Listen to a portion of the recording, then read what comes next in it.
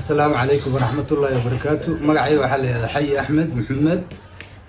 ماشي أنا فردينو جوجلو هرتو وجورجي واسكا محمد واسبوع إمك رحمة إلهي أو نحرسته وحاول جنبي واسكدي وحويان واسبوع وحوا واسكي كنت نيكوبات بها وحويان واس تاريخ وين له واس محمد عن أوران كرر وحوها واسكي جيجا أفقد دونه كهالله وواسكي هرجع عن أوران كرر حليدي لقصوا بالله ملك حيل سلاسة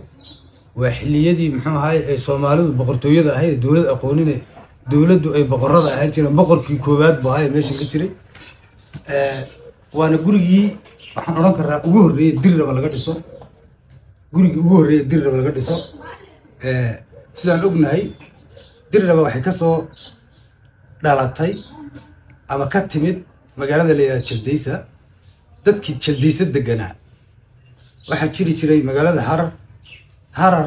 iyo Jaldeysa iyo maxaa Saylac baa isku xidhnaa magaalo kale oo laga ganacsan jiray ama dadku deganayeen ma jirin magaalahan kadib Talyaanigii markuu magaalada Dirraba inay la dejiyo magaalo laga dhigo meesha maxaa la eegay in magaalo laga dhigo la damcay Jaldeysa la soo raray oo halka la dejiyay marka xilligaas waxa ka shaqeynayay talada waaska xitaa dhulka asaga la weydiinay asaga maamulay dadka asaga maamulay dhulka asaga maamulay waxa jiray garaado iyo muxuu ahaay maamul hoos imanay oo la shaqeynay iyo gudiyo dhaqameed asaga la shaqeynay haddaan ka soo qaadno sida guriga lagu dhisay gurigan dad baa dhisay xilliga ma jirin gaari iska rago oo dhagax soo gura dadkaas ninka uu sheeyay wuxuu taagnaa buurta dhagax laga soo qaadayo qofka muxuu ahaay aqalka jooga iyo ka dhagaxa meesha laga soo qaadayo dadku saabay fiile ugu jiraan isku xidhnaa kadib saaba qof ugu soo dhiibayo aqalka lagu keenay oo lagu dhisay xilliga wax kale la adeegsanin oo tiknoolajiyad la gaaray ma jirin wax kale la adeegsanay ma jirin kaimo geedkan imika guriga ku dhisay waxa la ajarso waa geed qaali imika waa la jijibiyaa waa la iibiyaa in yar baa laga iibinaa lacag badan laga sii geedka sidaa uu dhisay imika uu bilsoom ka dhisay geedkan dad baa qoray waa ay kartiin sidoo uu dhisay yahay ay kartiin korka asaga oo yar baa ka saaran hoosta asaga oo dhaadheer baa saa loo dhigay ma jiro magaalada Dirraba aqal sidan u dhisan oo geedka ka dhisay waa aqalkii ugu horeeyay ee qaabka loo dhiso wuxuu ka kooban yahay qaybo badan gurigu qaybta martida qaybta markuu ku yimaado qof muxuu ahaay maamuus xilli salaas oo kale ay ma jiray guriga qaybta uu muxuu ahaay gaar uu la shir jiray waa qaybta dabaqee sare ayuu muxuu ahaay wixii marti gaar uu la shir jiray guriga dhexdiisa saddex qaybood buu ka kooban yahay qaybta koowaad waxa jiri jiray waaska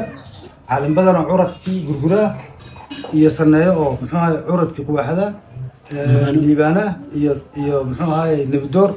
oo curadkii muxuu ahaay quwaxda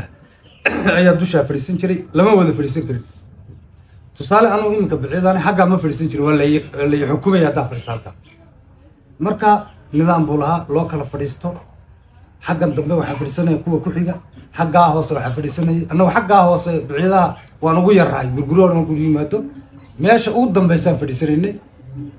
waxaan loo kala fadhiisanay sida loo kala curusay karaamu lahaa dadku oo kala curusana sida uu kala curusay yahay baa la isu tixgelin jiray hadalka loo furi jiray caalim badan baa hadalka furi jiray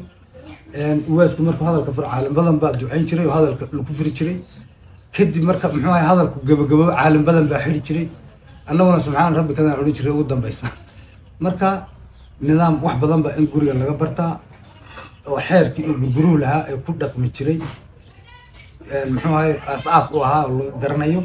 in laga qaato oo laga tixraaco u baahan marka waxaan ku soo koobi lahaa in hadda kadibna loogu dhaqmo sidii hore ugu dhaqmi jiray gurguruhu. Assalaamu calaykum.